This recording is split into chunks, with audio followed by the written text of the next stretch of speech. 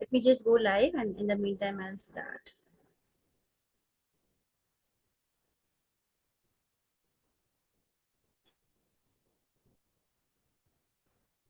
So we're going to do chapter 11 today. We have finished chapter 10, which is, like I've said several times, it's like the theory of. So the theory part, kind of where Krishna is describing all his opulences, happens in chapter 10. And in chapter 11, we are going to see the practical of what Krishna has been describing. And it's not that Arjuna has any doubt whatsoever that Krishna is the Lord, and he will, that he can show, all his opulences, he can display his universal form. It's not that he has any doubt that Krishna is the Lord himself. Uh, can you all see my screen now? Can you see the chapter 11 screen? Hare Krishna, I'm not able to hear you. Yes, Mataji. Okay. Thank you, Prabhuji. So it's not that Arjuna has any doubt. It is just for our sake that Arjuna is requesting Krishna to show his universal form. We will see there are 3 to 4 reasons behind why this request for universal form, and why in the Bhagavad Gita we have this chapter 11 where Krishna actually shows that he is the universe. He is himself the Lord. He needs to show that. So we will see that today. It's a very beautiful chapter. It's just more of meditation actually. You just have to meditate on this universal form. Although devotees usually don't like to see the universal form, because it will be quite scary to see the entire universe with its everything inside it. Devotees always like to see Krishna's personal two-handed Shyam Sundar, beautiful form with his, the peacock feather and the flute and his Pitambar dress. And devotees are fond of seeing Krishna in his two-handed form.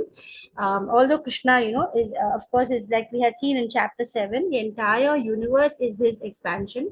And he expands into so many different avatars also, like whether it is Ram, or whether it is Narsimhadev, or whether it is Varaha. All these are Krishna's expansions. And so they all, when we say Krishna, it actually includes everything. He's a Lord, Supreme Lord.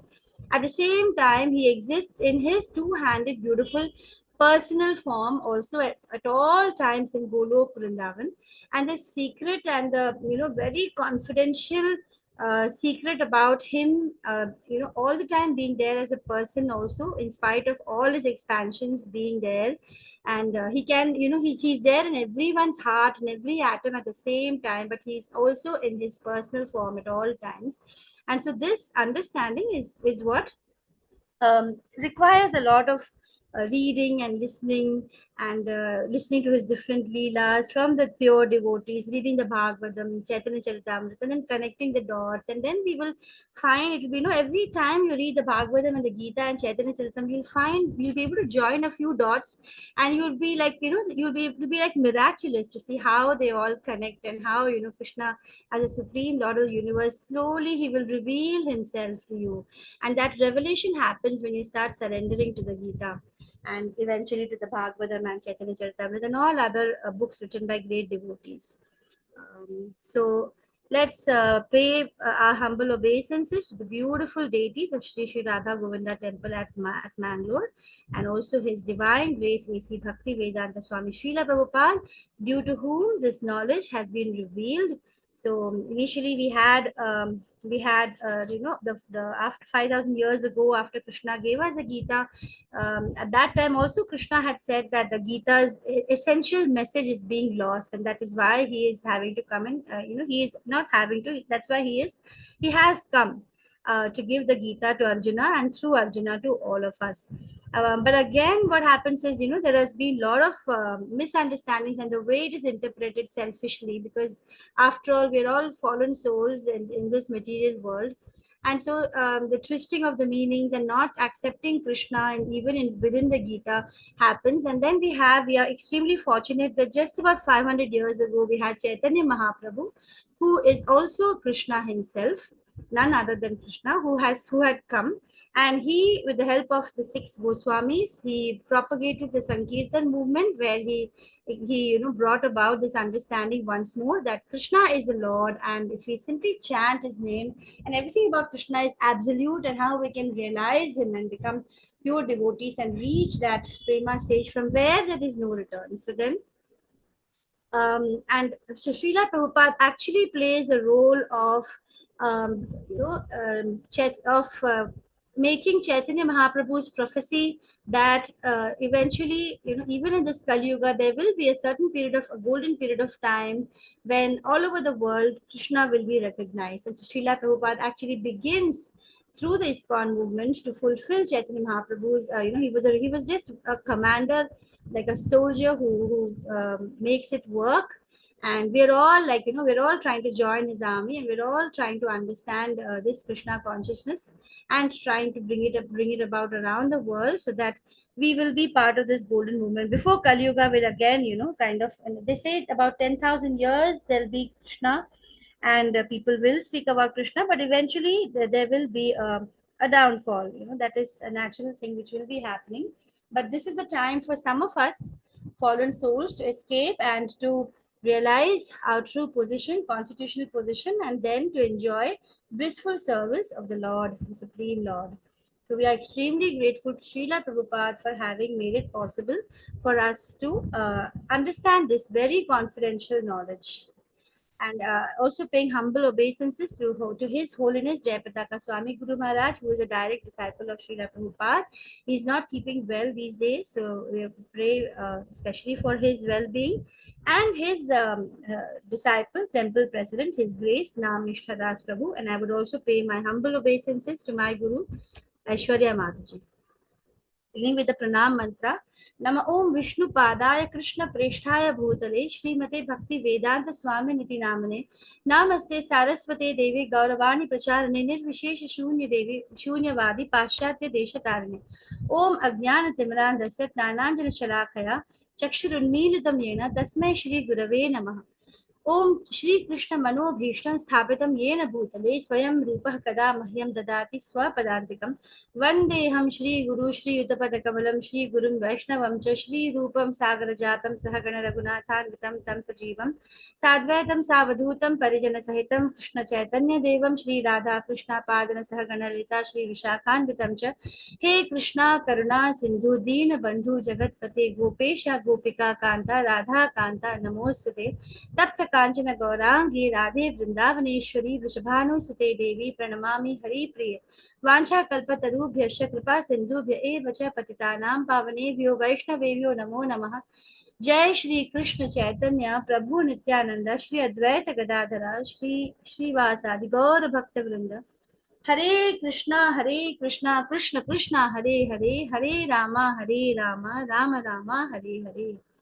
I request all five of you here today: Jalpa Mataji, Prabhakar Prabhu, Vidya Mataji, Virendra Prabhu. Please, Anjali Mataji, please put in your attendance. Ravi Prabhu has posted the link. Please mark your attendance, and then you can continue listening to the class. So we're revising, going through quickly. Chapter 10 had just 3 sections. It began with Krishna's position as the origin of everything. And then we had the Chatushloki, which told us the entire substance of the Bhagavad Gita. And then we had Arjuna accepting. And then we had his request of to show the universal form. So let's look at the last verse in chapter 10 was when Krishna says that with a single fragment of myself, after describing so many opulences, like I am the strength of the strong, and I am the Himalayas among the mountains, and I am, and so many descriptions he gives about himself. And then he says, why do you want to keep on hearing more? You can just understand this with a small single fragment of myself, that I am pervading and supporting the entire universe. So Arjuna now wishes to see this all pervasive form of the Lord. And although Krishna is driving Arjuna's chariot, he pervades and supports the entire universe. So we can understand that Krishna is there everywhere at the same time. So for example, even in front of our very eyes, for example, when the Pandavas and Krishna were there, and Ashwathama, he put the Brahmastra to destroy Parikshit in the womb of Uttara.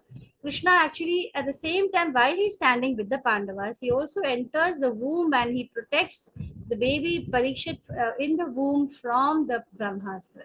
So similarly, Krishna, although he's driving Arjuna's chariot, he pervades and supports the entire universe. And Arjuna now therefore wants to see Krishna's all-pervading form, and he requests Krishna to reveal his universal form. So that is how now chapter 11, that's how we come to chapter 11, where we will see once more Arjuna's request, and Krishna will, before showing the form, he will give a brief introduction to how his universal form is going to be. And then we have Sanjaya, who is going to be describing the universal form. And so we have Sanjaya, who is also able to see by his extremely good fortune and pious deeds that he must have done in his previous lives.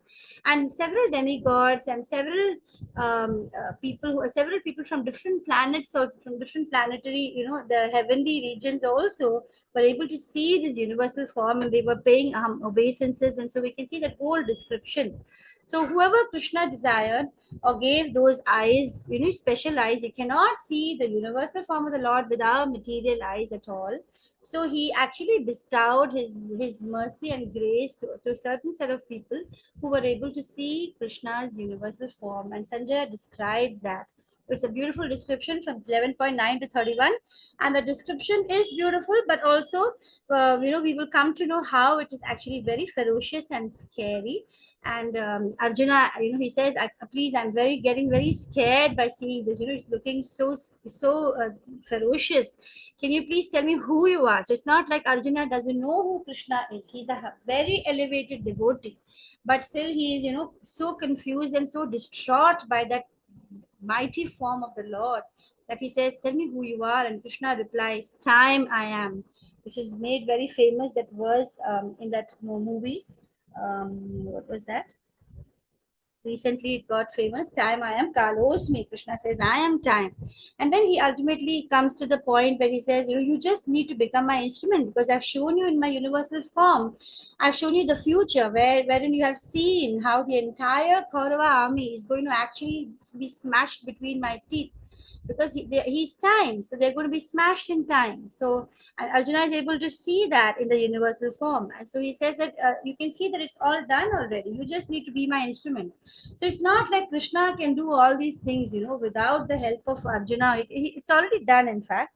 But then he always likes to have his devotees to become his instrument, because he knows that there is a joyful element when the devotee surrenders himself and performs whatever he does for Krishna and becomes Krishna's instrument. So there's a special mellow or rasa associated to that, and Krishna allows his devotees and doesn't do things on his own in this material world. He brings all his devotees and associates and gives them opportunities to serve him, because there is a special joy that they experience and they are longing to become that instrument.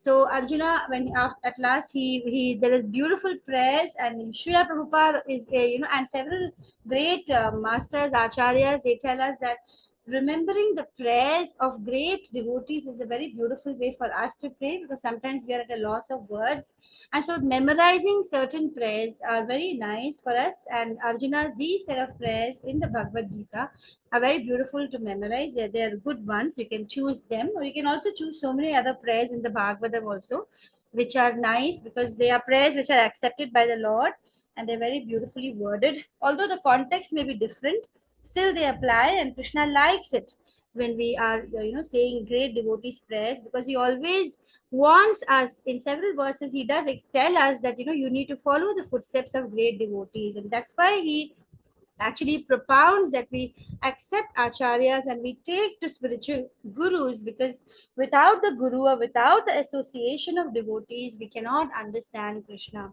So Krishna says that there is a verse which I had recently learned, which I can't remember the words of this verse, but he says that actually my devotees are really not my devotees. So this is sounding very contradictory.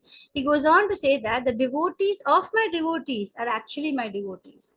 So it is from this what we can understand is that we actually understand the Lord through the devotees of the Lord, or through the acharyas, without whom we are kind of in the dark and ignorance. There is no way for us to understand Krishna unless through another pure devotee who is enlightened. So we need to understand the Lord through his devotees. And so those devotees or acharyas actually represent the Lord himself. And so we need to, in complete surrender, try to understand. So these prayers are very beautiful. It's nice to learn them up.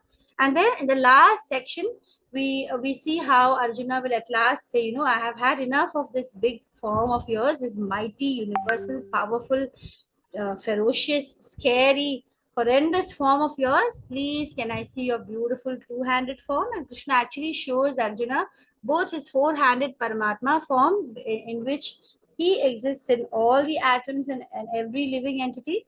And then he says, this two-handed form is actually very, very difficult to see. Why is it difficult? Because first of all, people don't realize, unless they have bhakti and unless they have reached that state, they will not, even if Krishna comes right in front of you, you'll not be able to identify that this is the Lord of the universe who is in control of everything, who exists in every atom. You will not be able to understand. So Krishna says that, there are very few people who can actually see me in this form, in the sense that see and also realize that this is Krishna, the Lord. So now we're going to begin with the first section, which can be divided into two parts. Arjuna requests Krishna to show him the all-pervading form, about which he already spoke in chapter 10. And then we will see how Krishna describes his universal form before showing it, and he bestows upon Arjuna the divine eye. So let's just meditate as we read through these verses. So in 11.1, we can see Arjuna requesting one more time. Arjuna uvacha madanugrah मदनुग्रहाय परमं गुह्यमध्यात्मसङ्गितं यत्त्वयोक्तं वचस्तेन मोहोऽयं विगतो मम. So Arjuna says, I have heard your instruction on confidential spiritual matters, which you have so kindly delivered unto me, and now my illusion is dispelled. So it is dispelled. There is no need for any further discussion on this.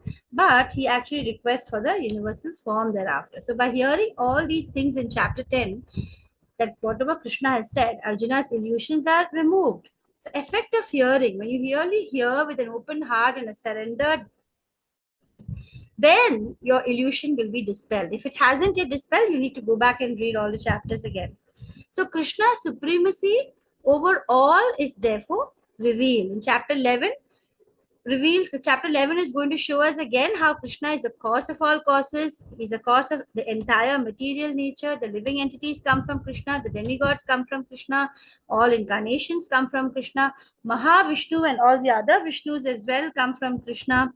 And how is the illusion dispelled? Arjuna recognizes that by power of Krishna's grace. So our illusion cannot be dispelled unless we have Krishna's grace.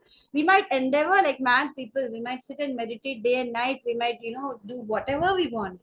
But ultimately, when Krishna, bestows his grace upon us, when we are able to really long for Krishna and show that we want to see him, we want him to understand him, then Krishna will definitely bestow. So if you would have heard the Damodar Leela where Yashoda, she tries to tie Krishna, and then Krishna doesn't allow her to tie him.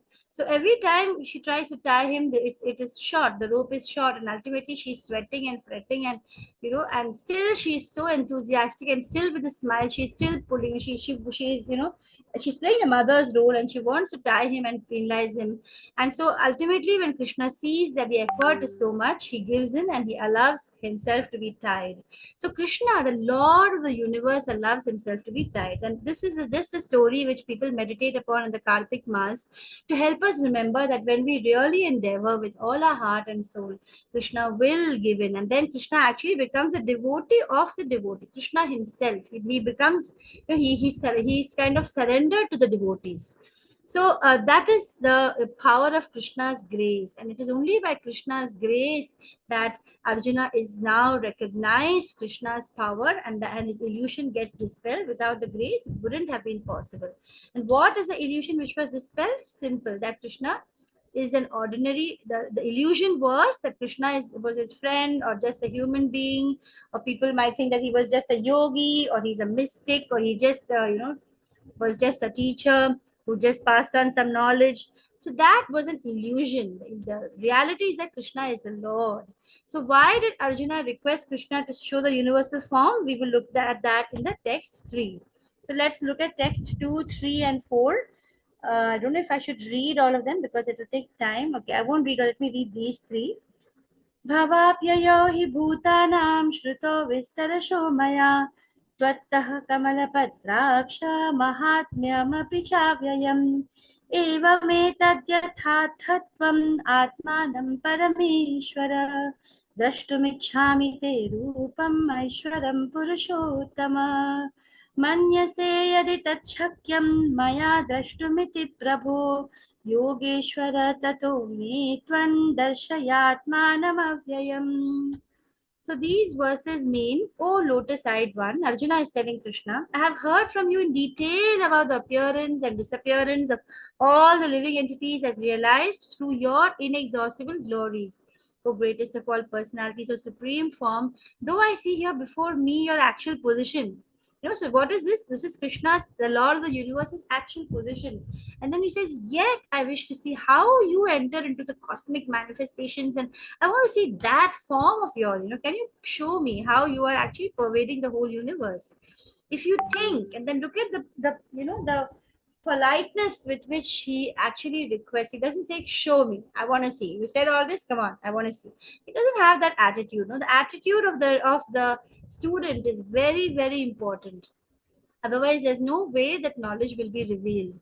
So he says, if you think, Krishna, that I am able to behold your cosmic form, oh my Lord, oh Master of all mystic power, then kindly show me that universal form. It's so much of, politeness and love and kindness, and that request, that whole, the way he says, is very important for us to learn from. So Arjuna now expresses his desire to see the universal form. Why Arjuna requests? Now in text 3, we are explaining what are the 3 reasons. First, it is to establish Krishna's divinity for all. So many people, again and again, I keep repeating because, it's very important for us to realize that most people cannot see Krishna really as, as a divinity or the all-pervading Lord. So then this showing of the universal form is like establishing that he is the Lord. And then it is also to convince others, although he does not have any personal desire. Arjuna has no personal desire to be convinced because he already said, I am convinced. And he's already completely satisfied. It is to convince others. So it is for others to understand. He knew that this is Gita is going to be, for so many generations, people are going to be referring to it. And so it is for the sake of the others that he does that. Third is to avoid imposters. So once you know that when the Lord appears, the Lord will be able to show his universal form. And then you have in this world many people who come and they're like, you have all these different sannyasis and these, Krishna tells us in the earlier chapters, even in chapter 2 or somewhere he says, there'll be mithya, people who are, falsely, they will come and say, oh, I am God. But really, those are all imposters because they cannot fulfill the criteria of showing the universal form. So to avoid imposters, he wants to set a criteria for in future, there will be imposters. So you can see how it is clearly said that it's not like Krishna doesn't know, but that there are going to be imposters, there are going to be mithyacharis, or people who are going to be pretenders. That will happen. So just for for the sake of avoiding people falling for such imposters, that Arjuna Krishna shows his universal form. Arjuna wants to substantiate Krishna's statement that Krishna is not just theoretically or philosophically, he says, I am God. It's not like some people say that actually Arjuna represents the, Atma, and Krishna also represents something. People say all sorts of weird things. They're not able to say Krishna as God. So it's not just in theory or in some sort of random philosophy that Krishna is the Lord, but actually he is the Lord himself. So that for all these 4 reasons are the fact that Arjuna requests for the universal form, and he pleads, as we have seen, the tone which we ask is that of pleading. It's not an order. So the qualifications to see the Lord is only, first of all, like I already said before, there should be mercy of the Lord himself, otherwise it's impossible. The Lord refuses to be merciful to many people, and that is the reason why many people don't know Krishna. Why? Because Krishna doesn't allow them. They're not ready for it, or they don't want it. So Krishna will not be merciful to them. They will not know Krishna. So you will know Krishna only when the Lord chooses to be merciful to you. if you have the qualifications. It's not possible by mental speculation. You can't keep on speculating. You have to have faith and perception by material. You can't think that with these material senses I can actually see the Lord, because you can't.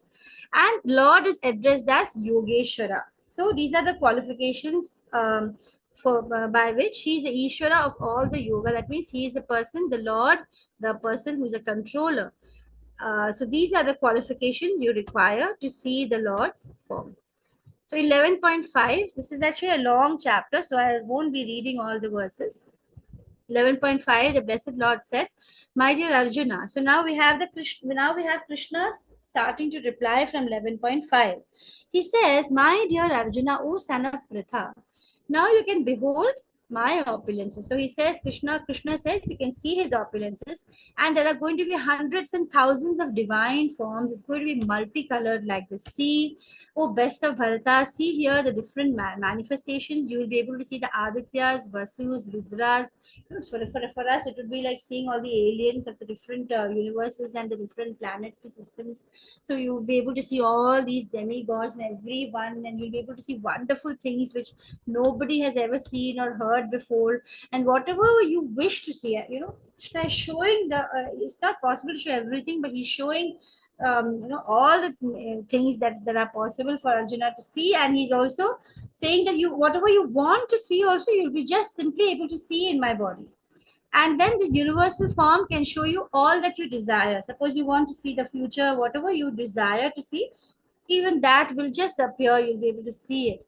And Krishna says that everything will be here in this universal form, but you cannot see me with the present eyes, and therefore I'm going to give you divine eyes. So he just gives an introduction about, before showing his universal form, that with material eyes it's not possible to see the entire universe before your eyes. Not only universe, but all the universes and his mystic opulence. It's not possible.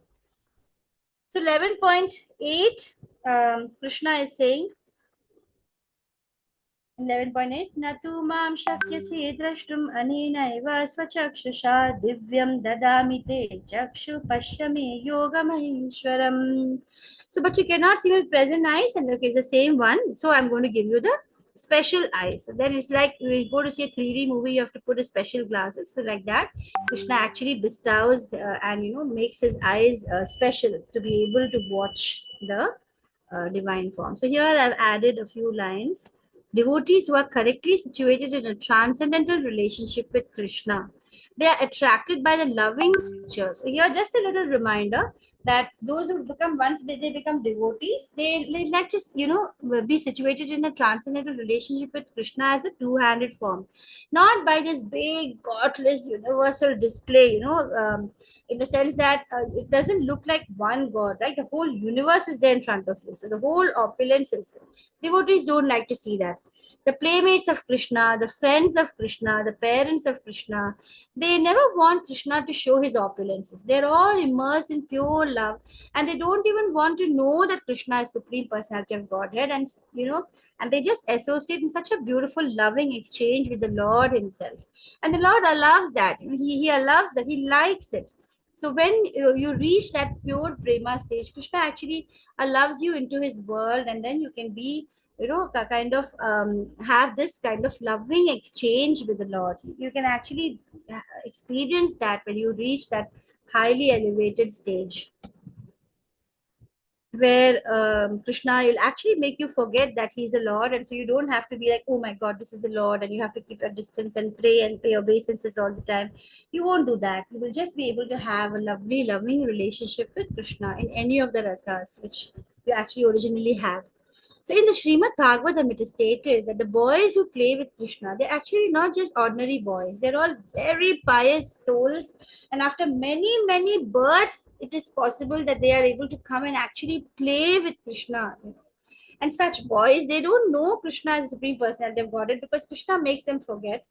And they take him as a personal friend. Therefore, Sukadeva Goswami in Srimad Bhagavatam 10.12.11 says, this is, okay, he says,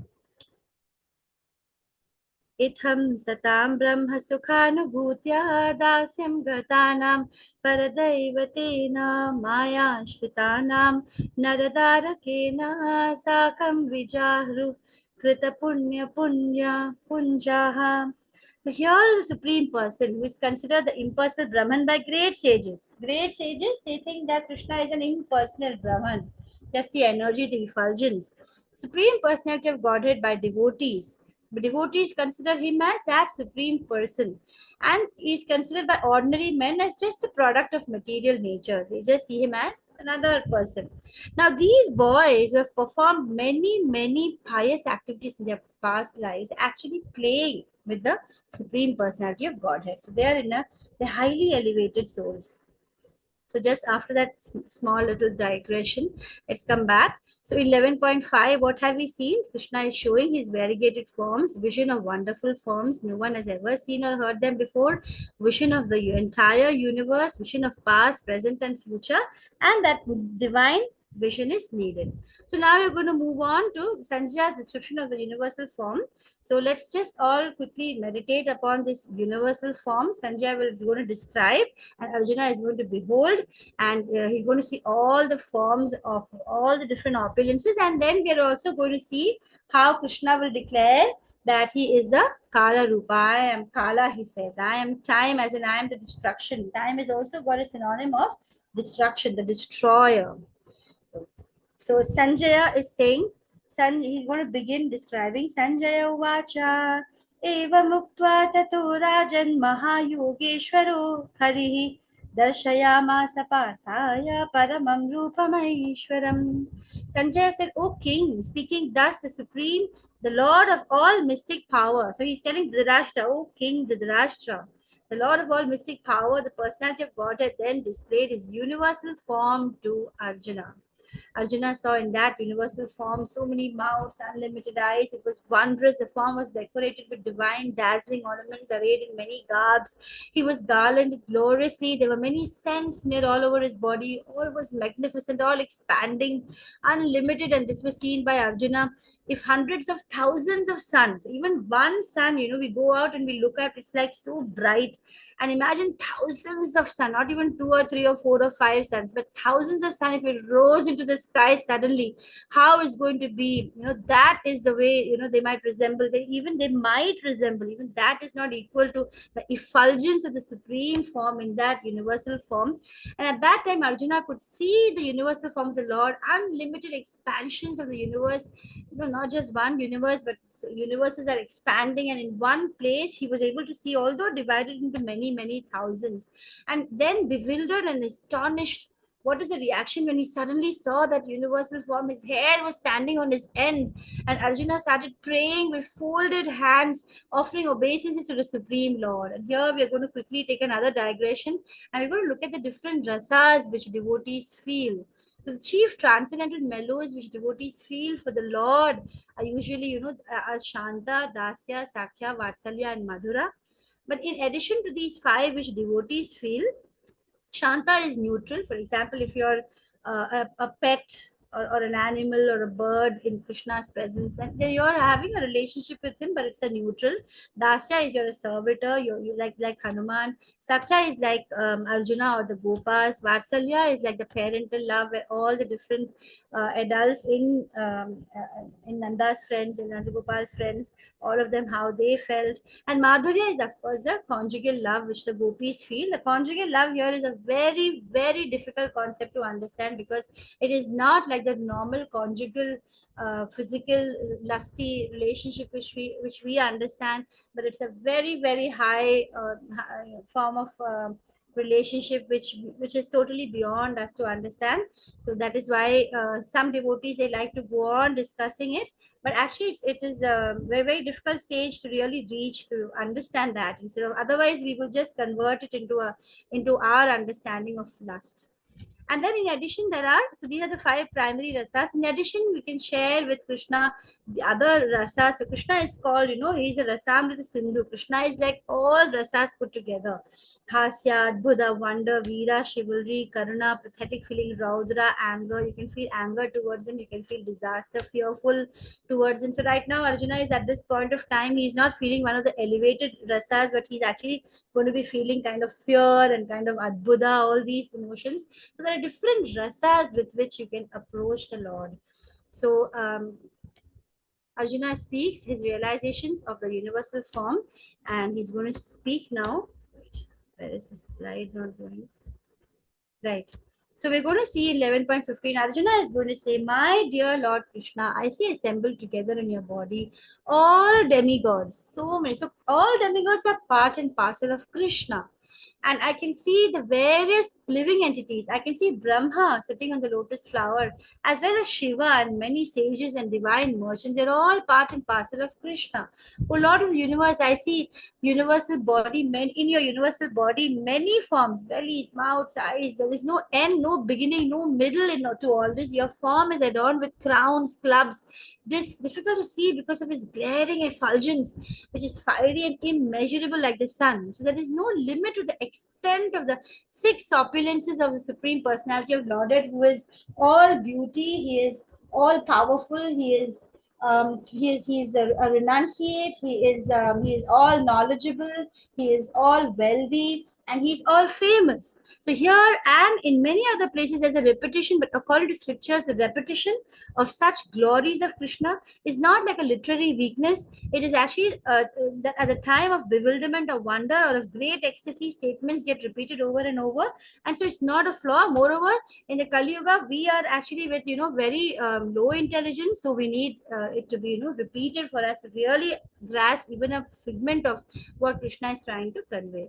So Ravi Prabhu has once more posed your attendance. I request everyone kindly post your click on the link, and takes only a few seconds. Just fill in your attendance. You are the supreme primal objective. You are the best in all the universes. You are inexhaustible. You are the oldest. You are the maintainer of religion, the eternal personality of Godhead Himself. And then 11.19, you are the origin without beginning, middle, and end. So if you just, actually can meditate on any one of this. You can just meditate on Krishna. You are the origin. You are the origin of the entire universe without beginning, middle, or end. For example, in Kunti Mata's prayers, it begins with, how does it begin? Namasye Purusham Twadyam. So Twadyam, you are the like the Adi, or the beginning. Just one word itself, you can actually sit and meditate for a long time about Krishna. And then you have numberless arms. The sun and moon are among your unlimited eyes. By your own radiance, you are heating this entire universe. So Arjuna's description of Kala Rupa is what we are going to see now. So in the 11.20. From the purport, I have put in a few lines there. The space between heaven and earth is called Dhyava Prithivyo. And Lokatrayam is the 3 words, and are significant words in the 11.20, which we're going to see, because it appears that not only did Arjuna see in the universal form of the Lord, but he could actually see, people in other planetary systems, like I told you in the beginning, were also able to see. So Arjuna seeing the universal form, it's a proof, it's not a dream. All whom the Lord endowed with divine vision, they could all see that universal form in the battlefield there. Although you are one, Arjuna is saying, you are spread throughout the sky and planets and space between, O great one. As I behold this terrible form, I see that all the planetary systems are perplexed. All the demigods are surrendering and entering into you. They are very much afraid. With folded hands, they are singing the Vedic hymns, and the various manifestations of Lord Shiva, Adityas, Vasus, Sadhyas, Vishwadevas, 2 Ashvis, the Maruts, forefathers, the Gandharvas, Yakshas, Asuras, perfect demigods are all beholding Krishna in wonder. And then he says, oh mighty armed one, all the planets with their demigods are disturbed at seeing your many faces, eyes, arms, bellies, legs. And Arjuna actually goes and he actually so openly says, your teeth are so terrible. Imagine he's so friendly to the Lord, even when he's so, in such a state of awe, he's able to be so open and tell the Lord on the face that, your teeth are so terrible, and that's so disturbing. And as they're disturbed, and I'm also so disturbed, All these people, demigods, are disturbed. Oh, all pervading Vishnu, I can no longer maintain my equilibrium. Seeing your radiant colors fill the skies and beholding your eyes and mouths, I'm feeling so afraid. All that is the rasa that Arjuna is experiencing. All the sons of Dhritarashtra, along with their allied kings and Bhishma, Drona, Karna, and all the soldiers. This is where he's going to see in the future. They are rushing into your mouths. Their heads are being smashed by your fearful teeth. I see that some are even being crushed between your teeth as well. As the rivers flow into the sea, so all these great warriors are entering into your blazing mouths and they're all perishing. So Krishna actually, he kind of wants to boost Arjuna also that, it's all done. So you don't need to fear. I have already done it. It's Krishna, the Lord of the universe, is will that these people should die. And so he shows them so that Arjuna feels confident that this is the actual end for these people. They deserve to die at that point of time. And in fact, it's not, it's a mercy, even when evil people, when they are destroyed by the Lord himself, the Lord is actually, he loves everyone. He's impartial. And so it's actually, he's showing his mercy even to them. So, and then Arjuna says, I see all people rushing full speed into your mouth as moths are dashing to destruction in a blazing fire. Oh Vishnu, I see you devouring all people from all sides with your flaming mouths, covering all the universe with your effulgence. You are manifest with terrible scorching rays. O Lord of Lords, so fierce of form, please tell me who you are. And now Arjuna is suddenly, so kind of lost or in awe that he's like, tell me who you are. He's like, I've suddenly lost my senses. I offer my obeisances unto you. Please be gracious to me. You are the primal Lord. I want to know about you, for I don't know what your mission is. And then Arjuna, in great fear, he asks these two questions: who you are, what is your mission? Why is Arjuna asking these questions? Arjuna knew Krishna is his friend. Arjuna knew that Krishna is the supreme personality of Godhead. He had just said a while ago that all my confusion is gone, but now he's puzzled by the various forms exhibited by Krishna. And Krishna says, Kalosmi, time I am. Kal, time, Asmi, I am. Lokakshayakrit, and he says, become my instrument. The blessed Lord said, time I am. So when Arjuna asks, who are you? He says, time I am. I am the destroyer of the worlds. I have come to engage all people, with the exception of you, the Pandavas. All soldiers here on both sides are going to be slain. And then he says, therefore get up and prepare to fight. After conquering your enemies, you will enjoy a flourishing kingdom. So he's telling him his future. They're already put to death by my arrangement. And you, O Savyasachi. Savyasachi is someone who can use both his hands with equal dexterity, can be can be just an instrument in what I have already done. And then Drona, Bhishma, Jayadratha, Karna, and the other great warriors have already been destroyed by me. I've showed you that. Therefore, you just have to kill them and don't be disturbed. Simply fight and you will vanquish your enemies in battle. So Krishna's answers are time I am. What is his mission? His mission is to destroy everything, all the people except the Pandavas. That is his mission. Indicates that even if Arjuna did not want to fight, they're anyway going to die. So the reference in Kathopanishad which Srila Prabhupada gives us is all Brahmanas, Kshatriyas and everyone else are devoured like a meal by the Supreme, as the all devouring giant, as the time, his time forms is so ferocious. Krishna, I've already destroyed all your enemies. Become my instrument and fight. So this is the reason why Krishna shows all this is to motivate Arjuna. And he wants, and Arjuna gets motivated and he wants to now fulfill the Lord's desire. The Lord's plan is very specific in the material world. Sign of intelligence of a devotee is to recognize that the whole world is moving under the plan of the Lord. And the fool's mentality is there's no plan behind creation. Everything is accidental. People are just being born because of the, what is it, mating happening all around. And scientists say perhaps, maybe, those are all foolish ideas. And now we can see how Krishna saying Nimittavatam Bhava Savyasachi, become merely an instrument. Savyasachi, one who fights with ambidextrous dexterosity, that is with both left and right hands. And now these are the prayers which are very nice to learn. Shall we start with the prayers next class? Because it's already 8. Hello? Am I audible? Yes, Mataji. Yes, Okay. Mataji. So shall we do the prayers from next class? Yes, yes. Okay. Okay, Mataji. So let's do the prayer. Somebody wants to share. I think it's a very beautiful chapter. Actually, I really love it. वाञ्छा कल्पतरुभ्यश्च कृपा सिन्धुभ्य एव च पतितानां पावनेभ्यो वैष्णवेभ्यो नमो नमः.